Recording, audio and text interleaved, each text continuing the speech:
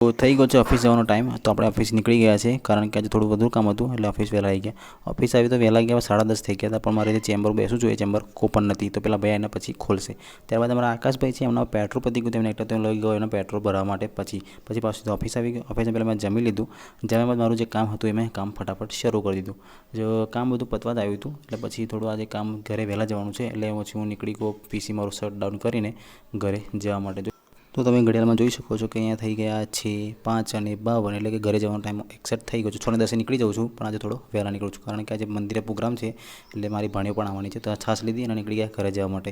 પછી હું મારી ભાણીઓને લઈને આવી ગયો મંદિરે કારણ કે મંદિરે પ્રોગ્રામ છે આજે એટલે જોવાનું છે. તો ત્યારબાદ એમને જે કૂદવું હતું, પેલું કૂદવાનું હોય ને અંદર મેળામાં, એ મને કૂદાડ્યા પછી બંનેને. પછી અમે પાછા નીકળી ગયા ઘરે જવા માટે. મારી ભાણી કહે છે મમ્મા મને બતાવો, મને બતાવો. પછી અમે પાછા નીકળી ગયા અને પછી આ બાજુ આવ્યા તો મારી ભાણી અંદર સંતાઈ ગઈ અને મને પછી કહે છે વાવ, મને બી વડાવતી હતી.